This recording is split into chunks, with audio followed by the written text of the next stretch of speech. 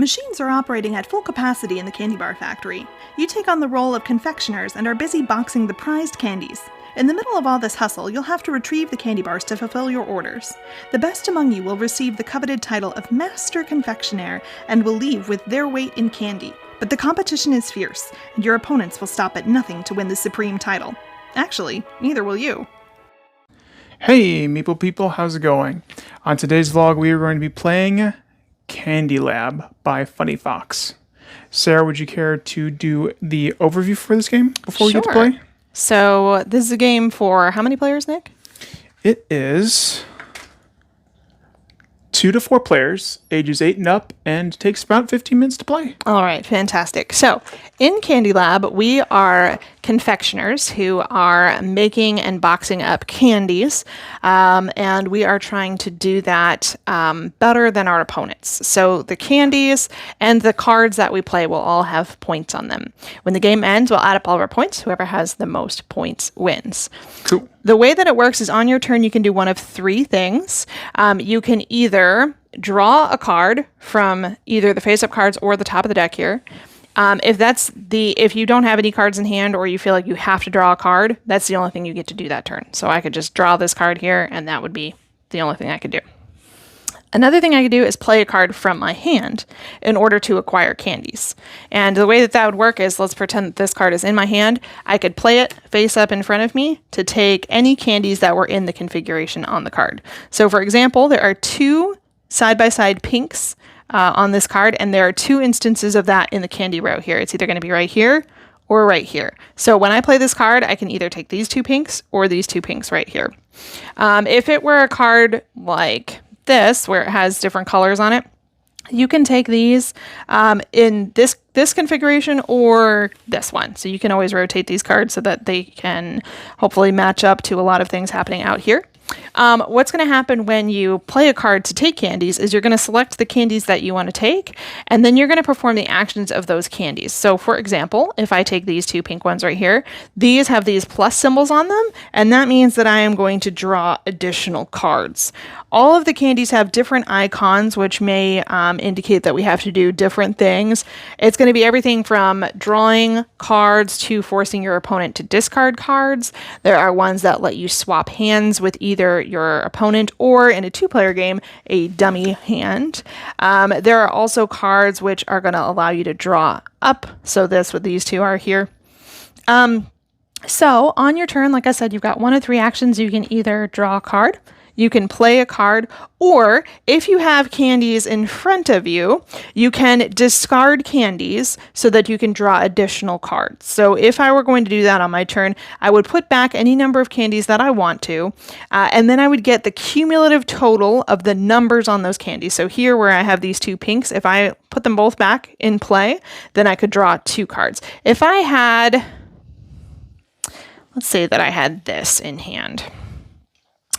I could put back these 2 to get a total of 4 cards. And as we are drawing candy from this line here, this will shrink. So when I go to put candies back, I can choose, like which order I want to put them in or where I want to put them. And that may be helpful because maybe I already know of a card that I have, or maybe I know of a card that my opponent has, and I'm trying to make the candies a certain configuration. So yeah, it's pretty simple. Like I said, you got 1 of 3 actions: either play a card and take candies to do their actions, draw cards into your hand, or discard candies to draw additional cards. The game will end when either there are no candies left, in which case the person to pick up the last piece of candy doesn't actually get to do the action of the candy, they just get the candy. Or when we run through the deck of cards in a 2-player game once. So once we've run through the deck of cards one time, if the candy row is still got candy in it, it doesn't matter. When we run through the deck once, the game is over. If a player is picks up the last piece of candy, they're going to get this card as well, which is worth some extra points at the end of the game. And then we're going to add up all the points on all of our pieces of candy that we've been able to capture throughout the game and all of the cards we've been able to take and play throughout the game as well. Should we give it a try, Nick? Yeah, let's go ahead and do it. Would you like to go first, or would you like me to go first? You can go first. Okay. All right.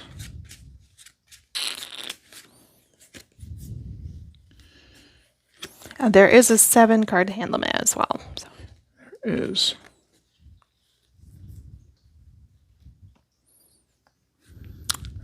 I'm going to go ahead and play this card. Gets me 2 points, but I can get a blue and a pink or a pink and a blue. And I really like this configuration. Nice. So that's 6 points for Nick there. No abilities, but 6 points. And we're going to shrink this row. And then it's my turn. It is your turn. Well, I'm going to want to try to get those candies back into play, which I could do by capturing a candy with this particular icon on it. But I want to do that of the candy that I want returned. So if, for example, I was able to take this one here, the action that I would do with this candy is to make Nick put back the pink number 3 candy that he's got over here. So, But I like my candy. Let's see. I think we're actually going to do this. We're going to do a pink and a blue, just like Nick did. And we're going to take these 2 cards to force him to put back a pink. And he's going to have to discard the last card that he played. Sucketh.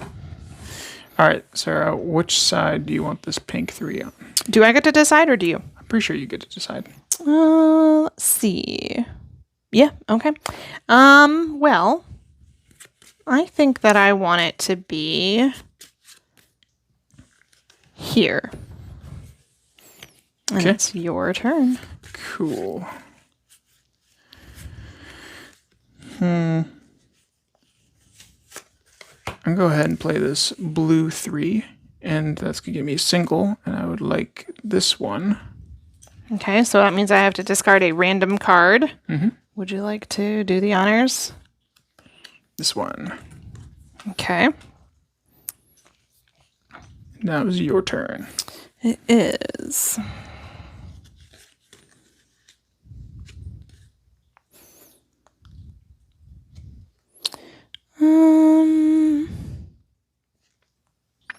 Nick. Sarah. I'm going to play this card to take these 2. Okay. This one here is going to allow me to exchange my hand with either Nick or the dummy player. And this one right here is going to allow me to force Nick to put back into play one of his blue candy bars. So Nick, you're going to put back your 3. Okay.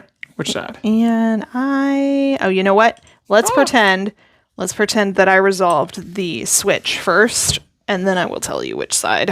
Okay. Yeah, because you can do those actions in any order, which is really cool.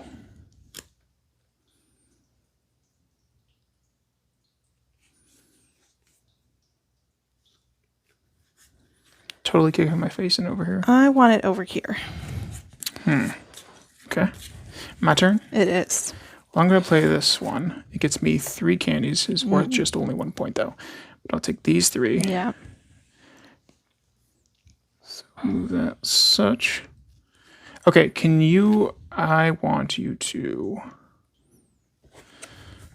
let's see. I want you to put back your yellow 2 right here. And I want you to get rid of your top card, your most recently played card. And then I'll draw a card. Which card? Which one? I'll take this one, actually. Okay, my turn. It is your turn.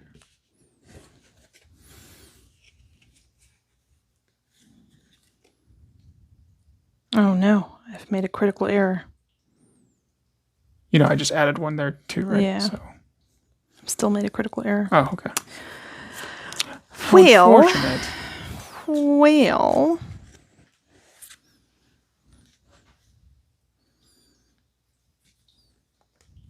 All right, let's do this. I'm going to take 2 pinks and a yellow.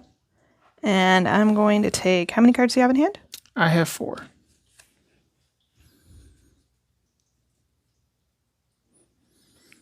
Discard 2 of them. and put back into play your number 2 orange.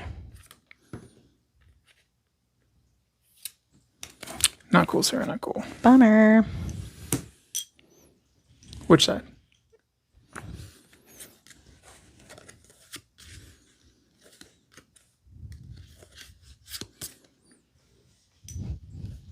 Okay. My turn. It is.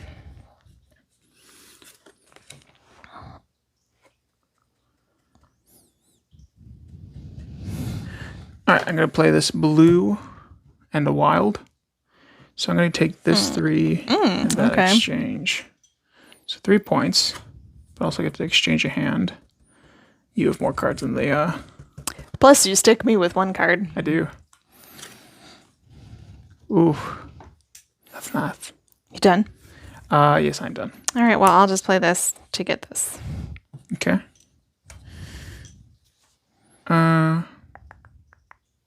Sweet. So I'm going to play this 3. It's going to get me these 3. That's a nice one. So I'm going to just exchange my hand with that player. But I guess I can see what's there. Yeah, but then I'm going to exchange it right back. And then I get to draw a card. So, okay, all right. I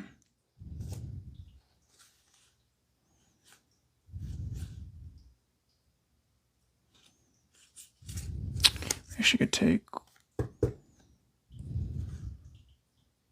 one off the top. My turn? It is. Okay. I'm going to put back this candy right here. Okay. Its value is 3, so I get to draw 3 cards. I'm going to draw this one. And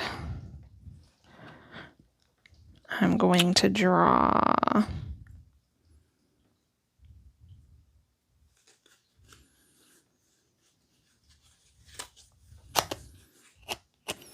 one off the top.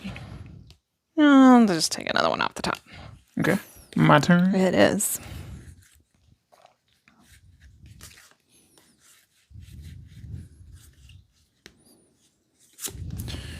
I'm going to go ahead and here's 2 blues. Nice. And draw 2 cards. Let's see what we got left.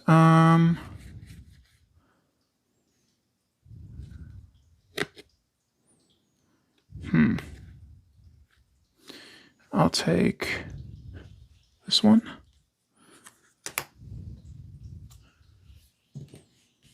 And then I'll take that one. Okay. I'm going to play this card. Let's take these 2. Ooh. Pass turn. I'm going to play this card. Take these. Make you discard 2 random cards.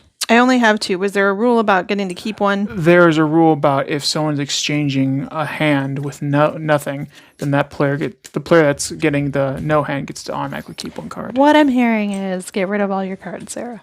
Oh, and then I get to draw 1. I will 1, 2, 3, 4, 5. 1 off the top. I'll take this one.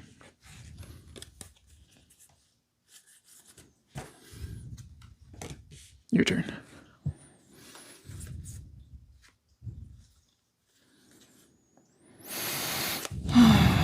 Okay. I'm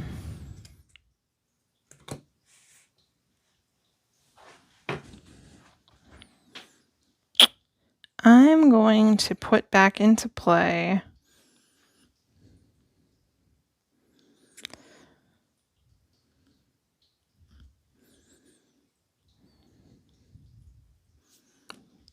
this one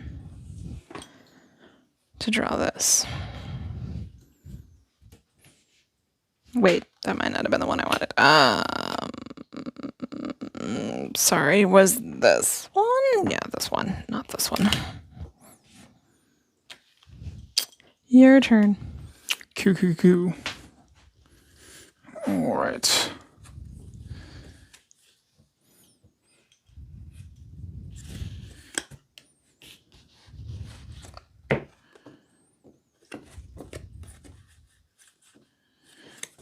I'll take these Nick? two. Nick? Sarah? Nick? Sarah? I will hurt you. Oh my gosh. If you don't see me after this recording, you know where I've gone. Sleeping with the cat. And then put back that 3 on the side. Oh, I thought that was a card. I thought that was was the a last card. played It was, card. it was that one. Where do you want it? Oh, so I did have to put the Yeah. card back. Where do you want it? I want it on this side. Nick. You're literally hurting me over here. What?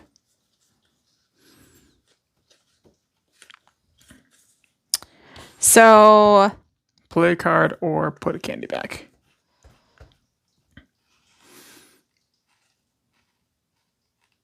I don't want to.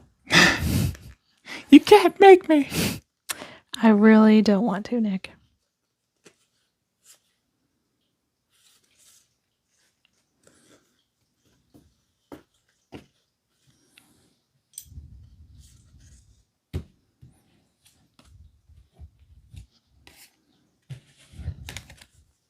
Okay. You're up, Buttercup. Buttercup. I'm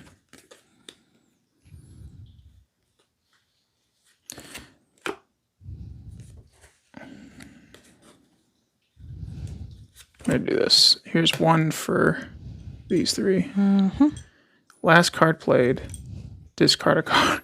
Your entire life sucks right now, Nick. Just sucks. And then put that. Which one? Pick one quickly before I get just ferociously. Climb over the table. And put that that one back. Which one? The blue one. This one? Yeah. And yeah, that's fine. Are you done? I'm done. Ruining my plans? All right, I play this, so take these two. Okay. Pass the turn. I play this to take these 2.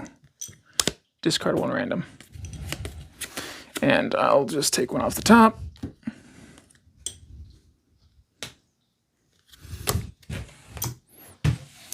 Ouch. All right, then we add them up. Cards plus candies and see who has the most.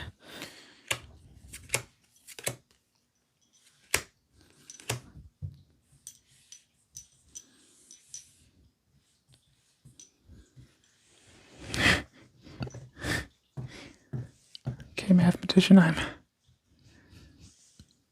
It has nothing to do with being quick at math. It has to do with the fact that you have to count 97 billion more points than I do. 3, 6, 9, 10, 11, 12, 18, 19, 21, 22, 24, 25, 26, 27.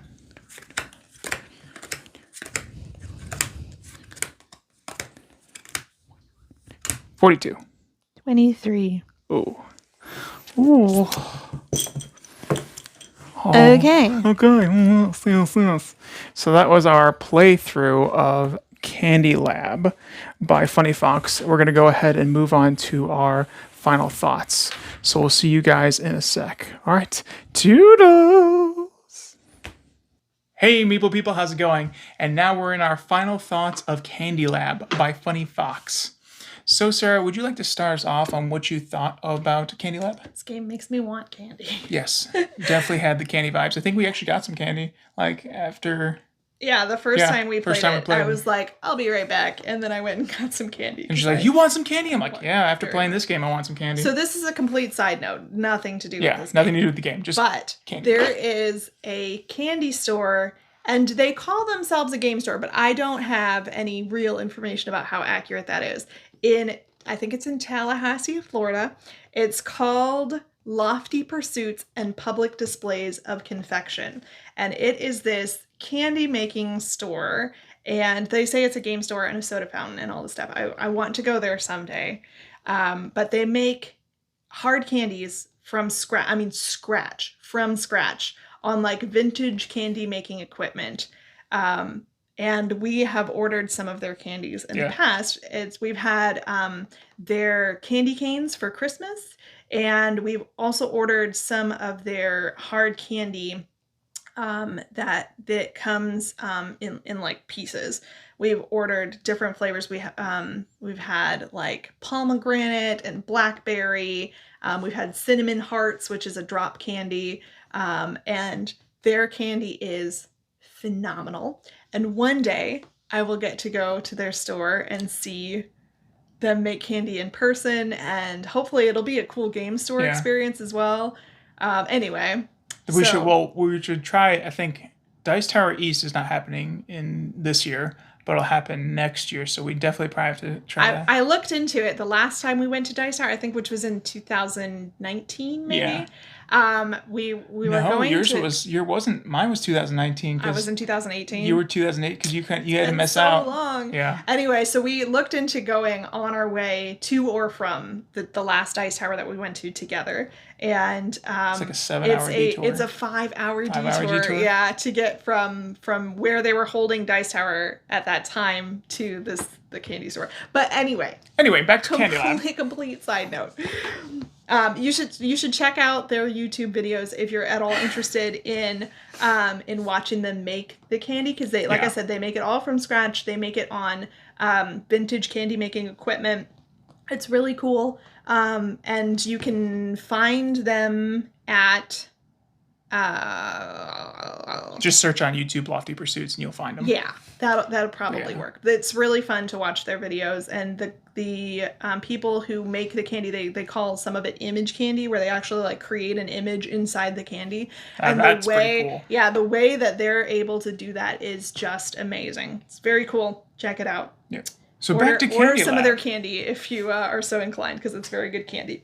And we ate some of that the first time we played Candy Lab, because I was like, I gotta go get some candy. This makes me that was the candy. We were like, gotta get that. So anyway, should we talk about the game now? We should talk about the game now. Okay. So, you want me to start? Yeah, go ahead. Okay. So I'll start this time since Sarah had her side note of noted amazing candy creations. So, Candy Lab, I enjoyed it because of the manipulation of the candy pieces. I liked how you could take the candy pieces and keep them for points, and you can give them back to get cards. But you can also, you can only put them at two ends, but then you can kind of set yourself up to get them back for cards within your hand. As long as your opponent doesn't mess it up. And if they don't mess it up, then you're set. If they mess it up, then grr. Or if someone exchanges hands and I'm like, I have my plan, I've made it, I've given some strategic colors back, and then she took it, and then she took what I was going to take, and I was like... But if people took my candy in real life, I would either cry or get violent, I think. Today I chose violence. But I liked how short the game is. I liked how quickly you could play. The pieces, again, where we got on a totally huge side note when we started this Final Thoughts because of the pieces in the game. Yeah, it looks like giant Jolly Ranchers. Yeah, they do actually kind of look like candy. Yeah. And so they did good job on that one. Personally, I think too that was a completely sort of extra design choice, right? They could have made these cardboard tiles, or they could have made them. They could have made it cheaper. Yeah, they did not have to make them these nice thick candy piece looking things. And also the cards were pretty thick cardstock. The cards they're not bad. Just the production for this game was. But I really thought even the first time we unboxed this, I was like, well, those are cool pieces. And then as we were figuring out the game and stuff like that, I was like, it was really generous of them to create the pieces like this. I understand that it creates a sort of, not brand recognition, but it sort of gives this game its own life and personality. Yeah, to have pieces like that. But they didn't have to do that. It totally could have been standard cardboard pieces, and it would have played exactly the same. So kudos to them for making a higher quality product than they had to.